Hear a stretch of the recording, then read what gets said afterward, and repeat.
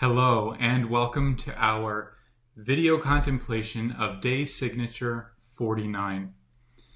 This frequency 49 corresponds to the Five of Wands and the wand virtue of Dynamism. It is represented by the angels of nurture and resonance. Yep. So we have the 27th angel of nurture, who walks the pathway of stewardship to become the embodiment of care. And we also have the 49th angel of resonance, who walks the pathway of wayfinding to become the embodiment of alignment. And the prime instinct at play here today is the prime instinct to shine. The first thing I noticed as you were reading those off is just how good and soft and gentle and lovely that angel of nurture feels. Yeah, that came as a little bit of a surprise. It's not like we haven't been talking about this. I think it's a really interesting angel to pair with dynamism. Yes. Oh, interesting. Yeah. I hadn't even considered that. What do you notice in that? It's just you wouldn't draw that as like a perfect, connection. But as we've discovered with our contemplation already, it is a perfect fit.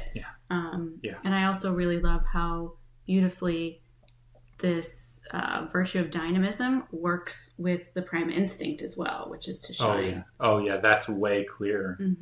But I hadn't really even thought about how far at opposite ends of the spectrum dynamism and nurture feel initially. Yeah.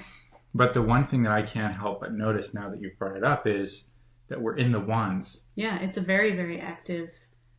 Stewardship is an active, engaged... Yes. Commitment of yourself.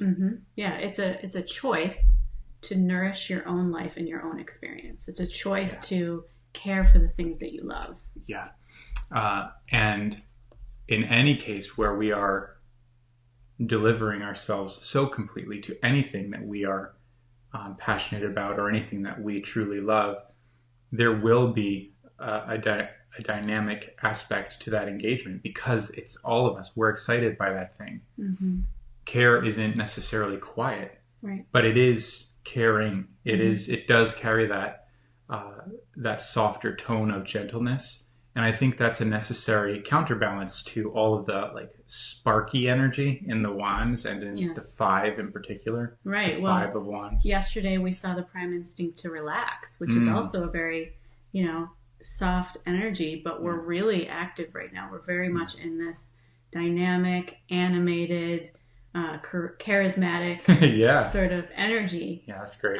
But I think what that does, that sort of softer tone, is just allowing what wants to come through you to come through you. You can relax. You can just let it shine. Yeah, I think you're 100% right. It also does what these tempering energies tends to do, or at least what we've noticed.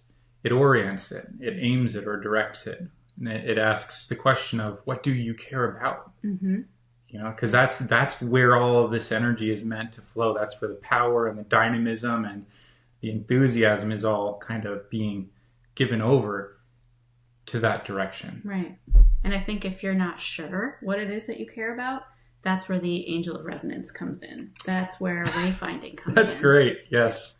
Yeah. Okay. Absolutely. Yeah. So we're kind of off and running here. Yes. Much to our own surprise. That's half the fun, though. Let's rewind it for a moment to just look at the five in the same way we've looked at the four and the three and so on before it. What are the keynotes that we have for the five? So the keynotes for the five are actually dynamism and mastery. Okay. Yeah. Very good. So we meet the first of those keynotes here today in a very direct way. Yes. Okay, perfect. That makes sense to me that it would show up like that right away in the wands. The keynotes are dynamism and mastery. So that theme of mastery, to me, certainly connects to the day. Yeah. It connects to nurture. It connects to stewardship. Yep. And it definitely connects to wayfinding. Yeah. Wayfinding is a practice that needs to be perfected. Yeah. We know we need to train. It is a practice. You practice it. Practice. And you master it. You become a master of it. And as we become a master of that, we become aligned. That's kind of the story here. I want to spend a little bit of time in that direction, but I want to like take our time getting there. What else do we want to look at along the way? We've looked at the Five of Wands, the Prime Instinct. We've mentioned dynamism. Is there anything in particular you want to bring forward before we dive into the angels?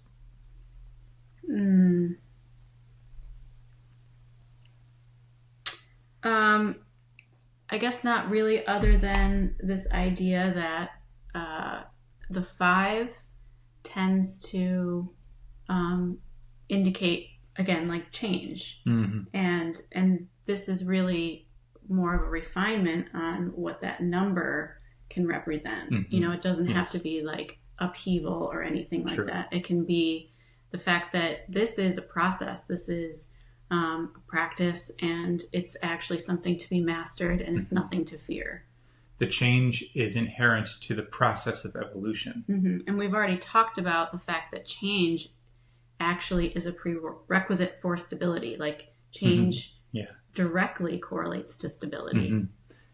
Which is surprising at first, but makes an awful lot of sense when you turn toward nature. When you look at how much movement there is in order to maintain this perfect equilibrium. True equilibrium is dynamic, actually. Right. And one of our other keynotes for the 5 is actually the word blossoming. So I think that's a really good visual to understand what the 5 is all about. It's about coming to fruition, opening up to all of, that's all of what is available to you, around you, just the possibilities, and really just being aware and open to moving with the flow. Yeah. And it reminds me of the word shine. I think you may have drawn that connection earlier. If I'm stealing it from you, I'm sorry. But clearly blossoming and shining feel similar. The flower shines, by blossoming and opening. Exactly. So we can see that connection. It's not going to stay, closed. It opens fully. Right. It has to shine. Yeah. There's no hiding the light. Right. It's inherent in the evolution or the life cycle of a flower. Yeah, absolutely. That's great. And it's inherent to us in our life cycle as well. We are meant to show up, we're meant to shine, and that light is meant to warm others. In fact, unexpectedly, there's another connection to the angel of nurture. That warmth is connected to the impact of your presence when you truly permit that presence to shine. So I like seeing that connection. I can't help but connect the shining of the instinct to the vibratory kind of like foundation of resonance being a very musical word. So the first thing that I would love to share with our viewers is that this 49th angel is one that we've met with. So we have a session that we've captured in long form, verbatim, that we've hosted with this angel of resonance. And to date, it's the longest session we've ever facilitated.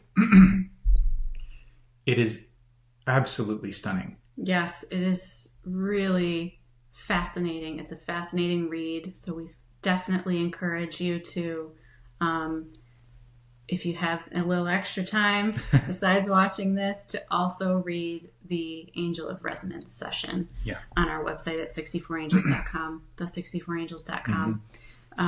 It really helps you understand how this pathway of wayfinding works. And it is so very connected to our ability to feel. Yes. Rooted in it. So in any case where an angel that we're meeting in the day signature is one that we've met with, we recognize that as an explicit invitation to return to those words, to study those words. Every one of these sessions can be downloaded and printed. So if you're like us and you really enjoy being able to look down at a piece of paper and to mark up that paper and to circle words and take notes and highlight, do that. It's yours. We are giving it to you. We're giving it to you because it is that significant. This particular session blew our minds, continues to. There's not a time I return to this session where I'm just not going like, I can't believe this came through us. like that this was given to us. Mm-hmm. So we are deeply privileged to share it, and could not be stronger in our encouragement to go read that, study that, take time to be with those words, because this particular angel has spoken to you in the same way it's spoken to us. Yeah, I mean, I think the real, like, just main takeaway from that session was that each of us as human beings are totally equipped to find our way through this sense of feeling. And it really is really very important that we learn how to master that skill, that inherent ability to be able to find our way through feeling and come into alignment with our own life. It's a promise. It's a promise that if you pay attention to this, you will always be in alignment. You never have to worry that you're, so lost or so far off track. You can always feel your way there. Yeah. It's not even that you will always be in alignment. It is that you will always be equipped to maintain alignment. Because oftentimes we find ourselves off in the weeds. That's what discomfort is. That's what pain is. That's even what dis-ease is. Yes. But to be so clearly shown the means by which we can return to something which is life-giving, to that thread of our own destiny, to alignment, that is invaluable. Yes. This is one of, if not the only angels who has explicitly called out our work. In particular, this angel praised the frequencies, the work that we've done with the frequency tables, and it praised the forgotten sense. And I don't know if you can imagine how good that might feel to have something that life produced through you so directly congratulated by something so beautiful, by something so, it's like, it's just, if you feel it, it's really significant that we received that. But what it also does is it's like a seal of approval on something that really deserves to receive that seal of approval, in particular, the forgotten sense. It makes sense that this angel of resonance would mention the forgotten sense, because this practice of wayfinding is central to the whole forgotten sense presentation. In levels 1 and 2, essentially what we're doing is drafting a model that explains why wayfinding is so significant and very clearly demonstrates how it can be practiced. So once again, we're returning to this awareness of how very fundamental the forgotten sense is as a program, as an educational system that essentially returns each of us to a very primal awareness of how it is that we've been specially equipped to meet life. Not just in a complete way, but in a constructive way, where we are offered this opportunity to participate. Yeah. We've been talking a lot about that in the past few days. So in the forgotten sense, there are what I refer to as 3 pillars. We've built our entire life on the foundation of these 3 pillars. These pillars are body listening, wayfinding, and narrative design. All 3 of them are introduced in the forgotten sense at different stages. You may remember narrative design from 2 days ago.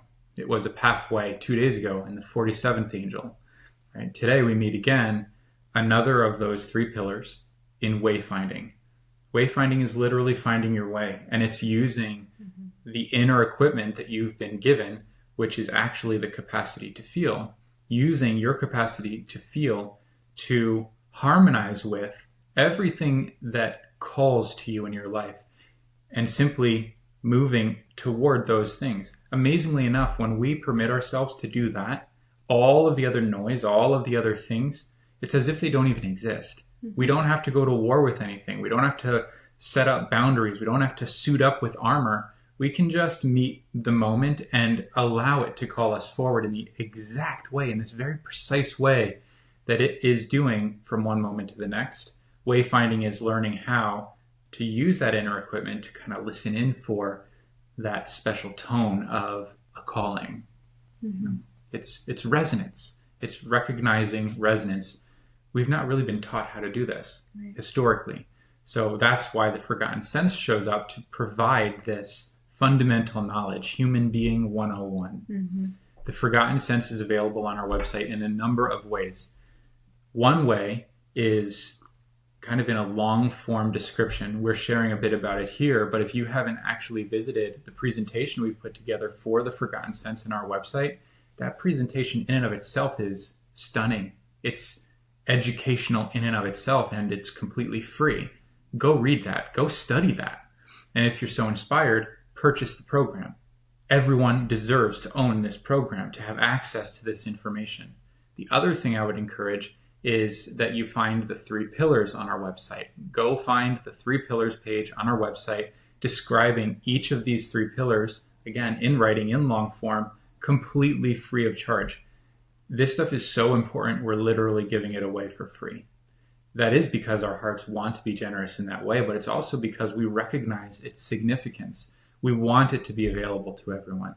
And this angel really showed up to say, yeah, not only are you onto something, you're onto the thing. And it absolutely is as important as you've expected or considered it to be. And so double down on that. It's essentially, it told us to double down on that. Like Laura was describing, use it as a mechanism for navigating life.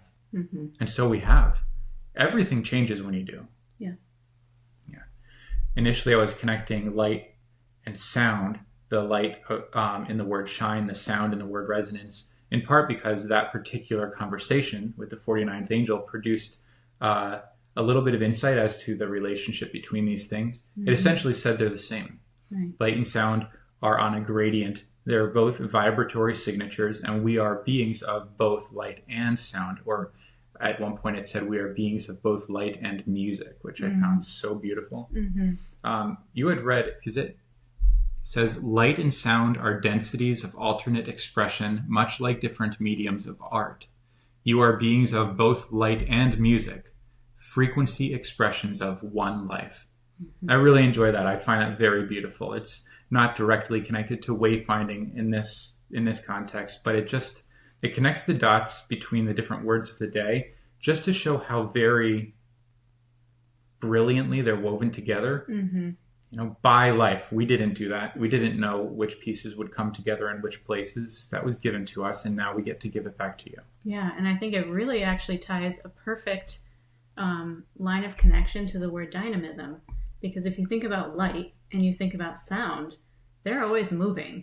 Yes, that's true. You don't have light or sound unless they're moving. Right. Wow, okay. So I hadn't even considered cool. that. Yes. There is an unmistakable connection between wayfinding and narrative design. In this day's signature, we can't help but feel that theme of narrative design kind of reintroducing itself. I think I see it connecting to stewardship in a really special way, because the question then becomes not only what do you care about, but what will you care for? And how much of yourself will you permit to care for that as if it means something? Mm-hmm. Stewardship, this caring for, could be true of items, for sure. If you want to keep a clean house, you dust and vacuum and clean and organize and refine that home. You beautify the space. Narrative design, of course, is all about beautifying the inner space. Yes. We've talked a lot about this over the past few days, getting such a clear vision of that personal paradise, of your personal heaven, that it begins to show up around you through the decisions that you make and the words that you choose to use and the behaviors that you engage in, right? Yes. So we can't help but kind of hover over this idea of narrative design now that we can connect it to its root system, which is wayfinding. Mm-hmm. How do you know if the ideas that you're exploring are constructive or not? You know by how they feel. Mm-hmm. The ideas that are not constructive will always cause you to feel either confused or small in some way. They will feel overcomplicated, they will feel inaccessible, or worse, they will cause you to feel small. They will minimize your sense of self. The alternative, of course, is true as well. The high ideas, I think, isn't high ideas at 49, actually? I think I saw it on our list. I believe you're right. High ideas and Let me see. That's 50. Higher ideas. Higher ideas, high desire, I choose beauty, inner life.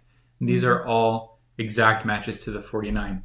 So you know when you're connected to these streams because you can feel your heart blossoming. You can feel, and even if you're not connected to the heart in this way, if maybe you haven't developed the sensitivity to feel the heart blossoming, you know when you want something to be true.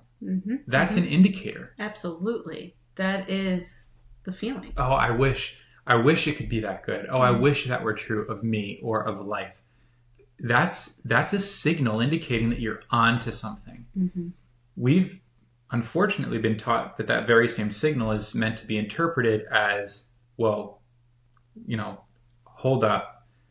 That's risky. That's too big. That's too good to be true. That couldn't possibly, because we've learned to downplay the very things that life is delivering to us as direct demonstrations of truth. It's amazing. So we learn to interpret these signals in new ways. And this is precisely how you can craft an inner narrative that is perfectly aligned with truth. It's through using your capacity to feel that resonance. It's very simple, but it's only useful if applied. So it's deeply practical, but only if put to use. And we can be really creative. Oh, and ought to be really creative. In fact, that's half the fun. Yeah. It's also half the work, so to speak, in that when you're having fun and you're being creative, that effort, so to speak, is integrating. That energy that you are applying in that way, it sinks real deep, real fast, because there's no impediment to it when you're in that energy of creation and play. Yeah. You're permitting it. And we can take it much further than we might expect. Think we can, yes. Yeah. Are you thinking of sharing the Crow and Raven example? Oh, I think we absolutely should. This is a perfect example of how prolific it can be across anything in your life. Yes. But also really simple.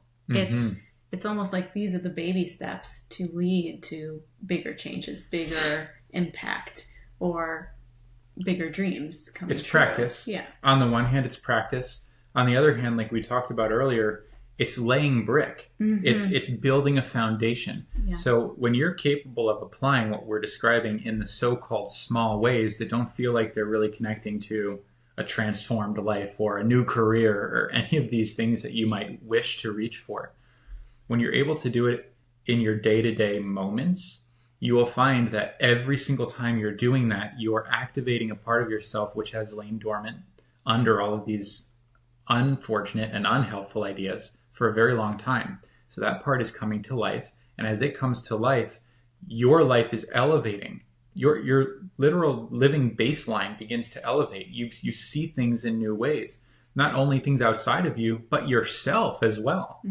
So we have this example, which we're very excited to share because on the one hand, it shows how long we've been doing this, how long we've been playing with this in this way.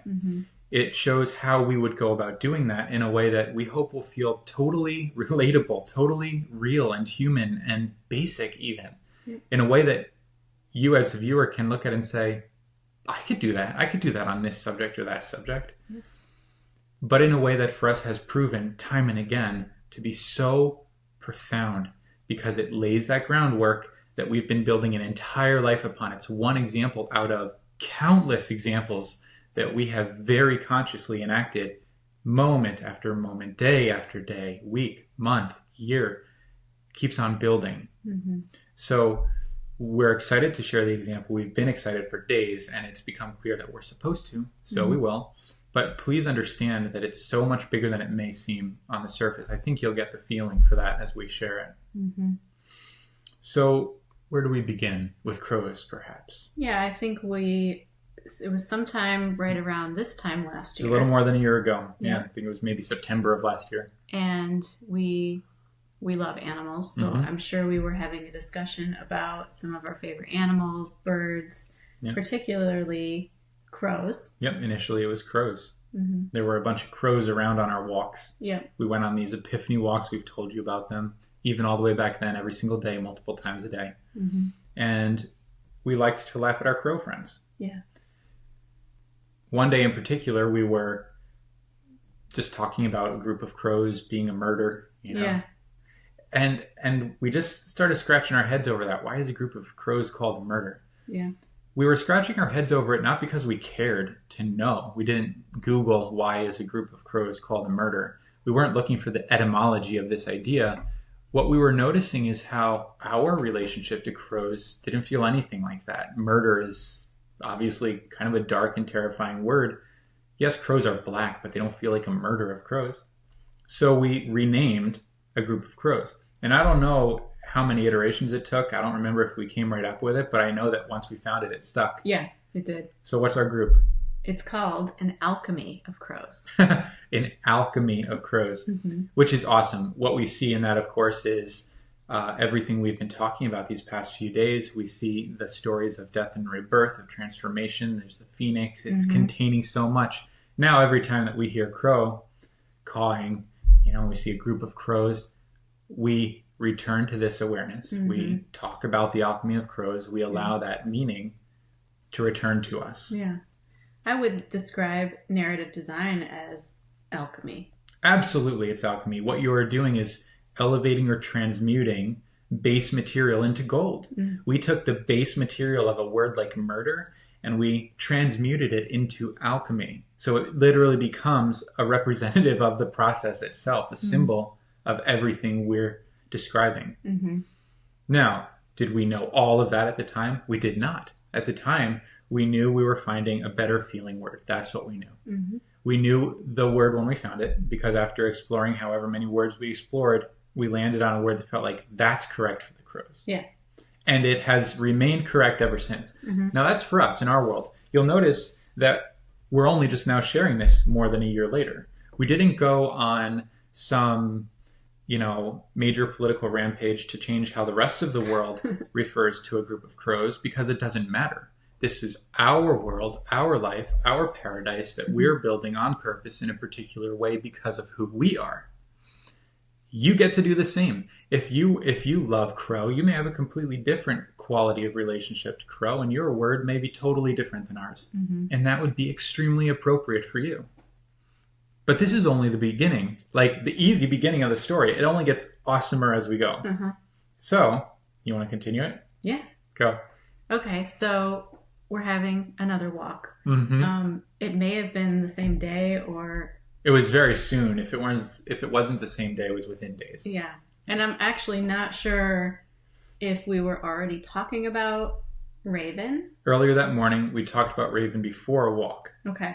And just randomly, we were wondering, because we had been on the theme of crows and the alchemy of crows, we were like, I wonder what a group of ravens is called. Mm-hmm. But again, we didn't look it up or anything. We were just, it was a passing sort of comment. Yeah, we thought. But we were genuinely curious. Yeah. But we continued on our walk. Yes. And on that walk, we happened to run into one of the neighbors that lived in the neighborhood. Yes. That was also, she was going on her own walk. Her name was Alice, and we had never met her before. But Turns out she's very talkative. Yeah, so she saw us, and she just started talking to us. And she's kind of just like a really curious, you could tell in her personality, she's super curious. Mm-hmm. So that's what instigated her to come up to us and start talking to us anyway. And she just sort of blurted out randomly that crazy this statement about how she just learned that a group of ravens is called an unkindness. And in the moment, we just looked at each other like, what? Like, that was crazy. Wild synchronicity that she would bring up that very thing that we were just wondering about. Mm-hmm. So as soon as we kind of broke away from Alice and continued our walk, we were dumbfounded that she brought it up in the first place.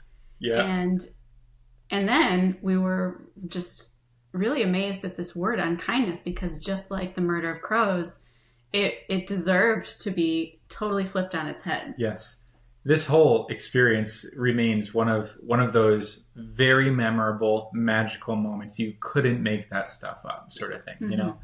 And you said it like 3 times, but just to be 1,000,000% clear, we did not bring it up. Yeah. We were not asking this random stranger on this normal walk, hey, by the way, do you happen? No, she just gave it to us. Yeah, it was really out of nowhere. It was as if she heard our previous conversation and just arrived.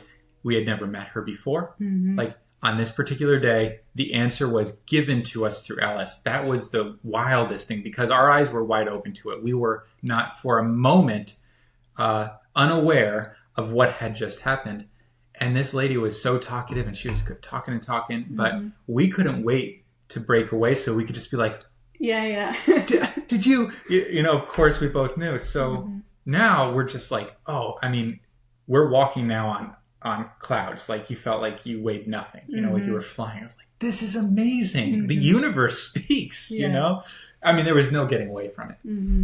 But the word that was connected, it was also, again, so clear, this unkindness, but we love ravens. And actually, they're the sweetest things. Like we've seen videos of ravens as pets. They're smart and they're cuddly. It's like, okay, wait a second. I mean, they're also like smart and crafty and cunning and things like this too. But man, there's just like unkindness. No, that is outrageous to the extreme, as outrageous as murder. So we renamed it. We renamed a group of ravens too. A kindness of ravens. Duh. Yeah. We literally and simply turned the word upside down. Which was another totally like... foreshadowing. Yeah, foreshadowing for our future because, as you may know, at this point, this is exactly the work we've been doing with the Liberated Tarot. Yes. Just 180, flipping the word completely. If the word is not uplifting, then the truth is in the opposite direction. Just flip it. Yeah, if it feels off at all, there's work to be done. That's what wayfinding tells you, and that's what narrative design permits. So when you begin to meet life in this way, it's very easy to tell which stories, which media streams, which ideas aren't perfectly aligned with that part of you that knows better. And so when you start to tune into that, you realize there's something to do. In some cases, like this one, it could not be more obvious. It's like when we were working with the Liberated Tarot and the death card became the life card. There's not all that much work to do. Just turn it upside down. It's so wonderful. So we've carried this story between ourselves now for over a year, and it's so special. And a day or two ago, we were on a walk, and there was a crow or two, and that got us talking about the alchemy of crows and the kindness of ravens, and very very randomly, Lara says something to the effect of, we should totally have named it like a fortune, or maybe we should find something to name like a fortune of something. And we're like, oh, I like that, a fortune of, because it's a group. It's a large group of some things, in this case, crows or ravens. What would be a fortune of? And we explored that for all of like 30 seconds. What could we connect it to? And then we just gave it up. And you just burst out with... Then it arrived, Yeah, you're then just like, how about Starlings? Because I'm sure, well, it depends on where in the world you're listening from, I suppose. But around here anyways, on occasion, you'll see these starlings flying in massive clouds. Yeah. Thousands upon thousands of these birds. Huge migrations of starlings. Is it a migration, or do they just move around in these massive flocks? I don't know, but I know there's a lot of them. So I kind of jokingly said, it should totally be a fortune of starlings. And we both were like, of course, because it's so big. Yeah, like that is descriptive of what a fortune would be, a lot of something. Yeah. So we liked that, and we continued with our walk. Now at this point, we're talking about less than a half a block away from our house, like 4 or 5 houses down. As we come to maybe one house away from our home, we start to hear the sounds. The telltale signs. Yeah. Now this is seconds later, literally seconds later. It could not have been a full minute later. We hear the birds, and we look up, and sure enough, here come a few starlings. And then here come a bunch more. And then we get back to our home. We're standing at the end of our driveway watching as starling after waves of them, and wave of starling just over our heads, just coming out from the trees, apparently out of nowhere, just flocks of starlings. And we stood there, and as long as we could stand there, we were there for several minutes. It was cold out, so it wasn't like we were going to be there all day. But we waited at the end of our driveway watching this spectacle for a long time, what felt like a very long time. And these birds never stopped coming. Yeah. Talk about a fortune. Yeah. We know what that means. We instantly saw that life was responding to our little playful discovery by saying, 1, good work. 2, yes, fortune is extremely appropriate. Yes, this is how a fortune feels. It keeps on coming. That provision is built in. You can watch for as long as you want, and those waves of provision will continue to come.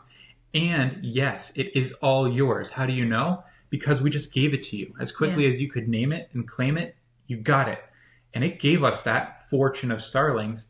And we can, will continue to connect the dots between that fortune of starlings as the symbol that it is to the fortune of income and opportunity and life and vitality and good health and joy and play and ideas that we get to harness daily. Yeah. That's all for us. Yeah. It's a perfect example of this pathway of stewardship, being the steward of your own life, being the steward of your environment. Yes. It reclaims the inherent dignity of whatever particular thing you're focused on. In this case, it's starlings who, if you're familiar with them, would never be described as a fortune. They're actually considered a nuisance, an invasive species. Yeah.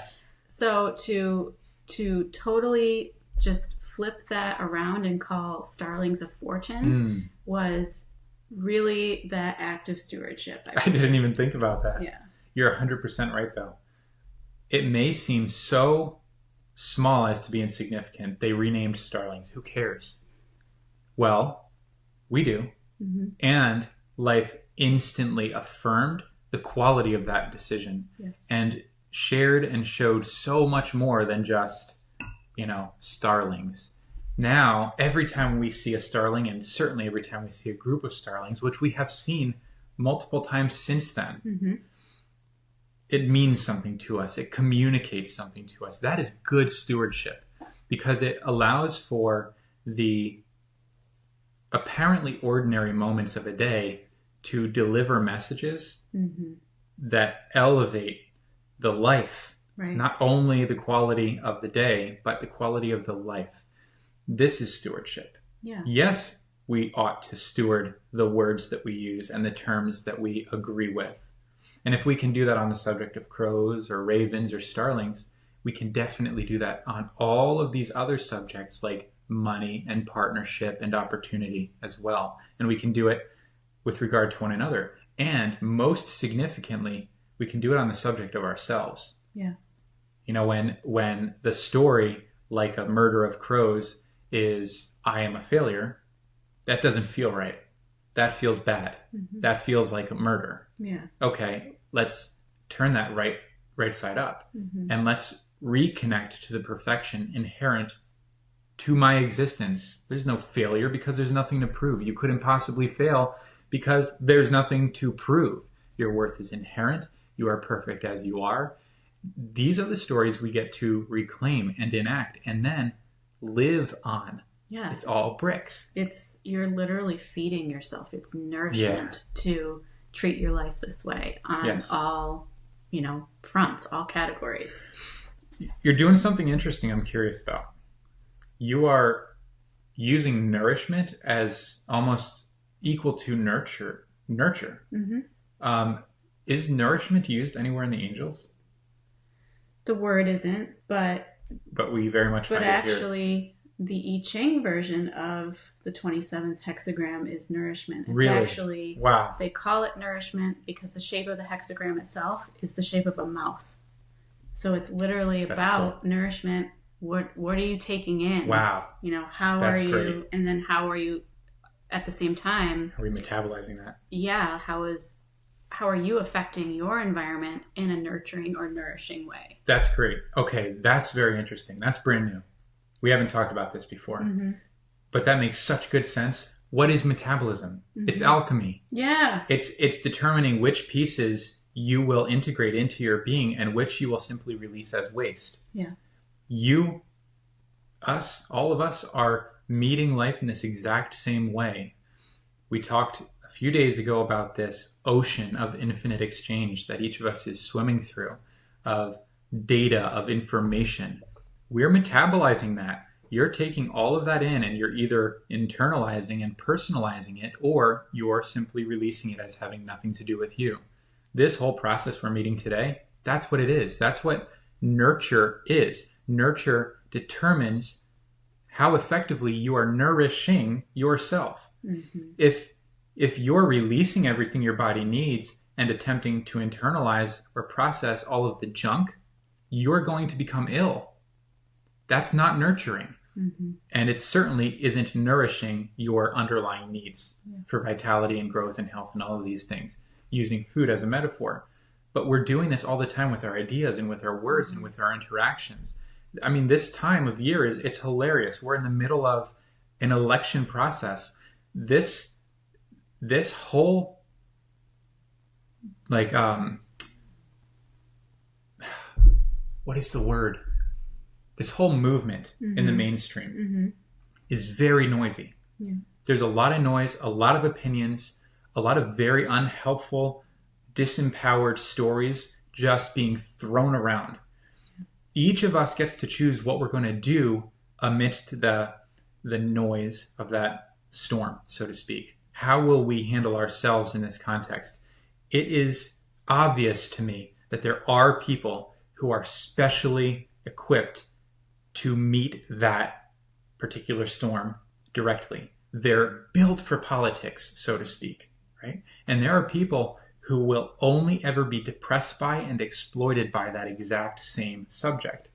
So we get to determine for ourselves whether or not we wish to ingest all of that. Mm-hmm. If you don't want to, if you find it tedious, if you find it disempowering, if you find it distasteful, don't eat it. Mm-hmm.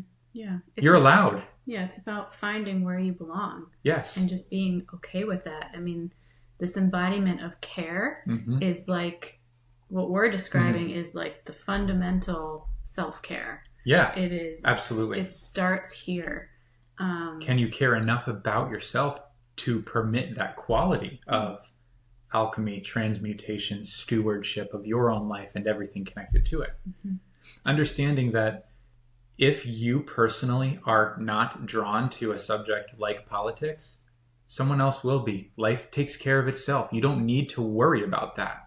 Now, this is a big subject. You know, it's the rule. You don't talk about religion or politics at the dinner table, sort of thing. And we're not going to. Like, frankly, we know that is not a fertile direction for us to move in. And so as far as we're concerned, it doesn't exist. This is what exists. We focus on what we have direct control over, which is our inner worlds, and we allow our control over that world, so to speak, to be in this direction. We allow it to be a stewardship, not a manipulation, not an attempt to squeeze or to grip or to control, but rather an opportunity to participate and to engage in those particular things life has given us to love and to steward and to care for.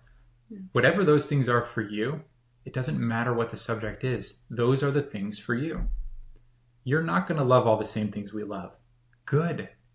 Not even just fine. Good.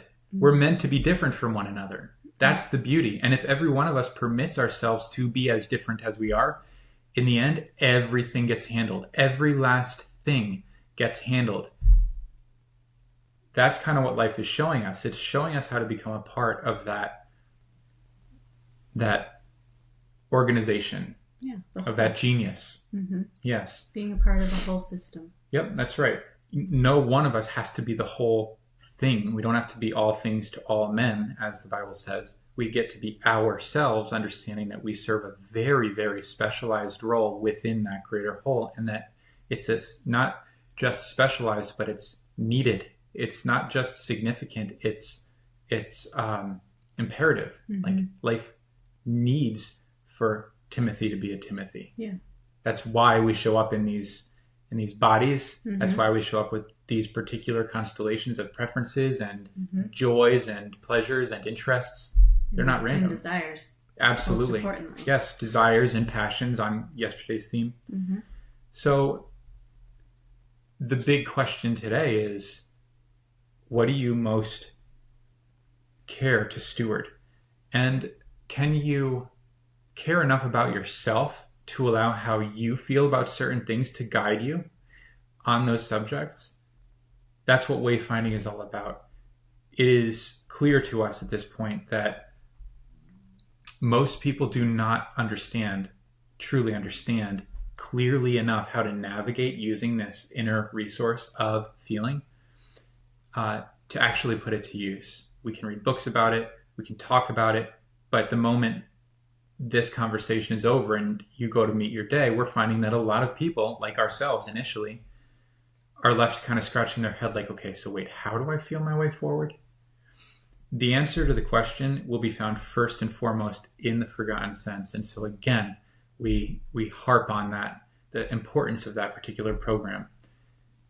Then the practice of wayfinding. Once you understand how it works and you logically connect to its central role in your experience, then you get to work, then you start practicing. And that's what seer training is all about. Seer training is about using these inner resources in a productive and a constructive way. It's about using the mind on purpose, using it creatively, and using it constructively. And most of all, it's about using so much more than your mind to meet life as a whole experience, and as a delicious one too. Mm-hmm. Whatever your version of delicious life is, that's what you deserve. Yeah. Wow. All right. Quite wow. How are we doing here? Have we touched on everything we wanted to? I believe so. Yeah. I'm just going to tune in. Yeah, I think that everything we were most excited to share has come through and more. Mm-hmm. Don't forget to visit the words table, type in the number 49, and read all of these beautiful words for yourself, even just reading them. Yeah. We promise that anything you find on that table will be worth eating, so to speak. Mm-hmm. It will be nourishing. That's the guarantee of the frequency tables. And also check the frequency of 490. Mm-hmm. I haven't even looked yet today, but I'm sure there's going to be some gold on that frequency. And the session, it's a big one. Yes. The angel session with the angel of resonance. Read it, reread it, print it, study it. Really take this as seriously as your life deserves for you to take it, because it will guide you into the very same paradise we're describing, except that paradise will adapt itself to you. Mm-hmm.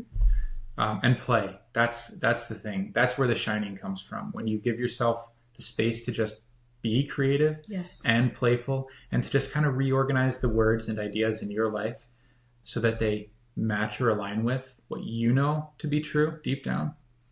That's the paradise. That's the fun. And that's what allows for the radiance. The blossoming. Yep. Yeah. So we know you get the idea, and we look forward to this day and maybe even hearing about your day. Never ever hesitate to reach out to us directly or comment on these videos, whether you're watching them on Facebook or Instagram or YouTube.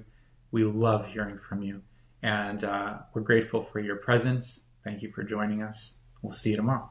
Yeah. Good. Goodbye for now.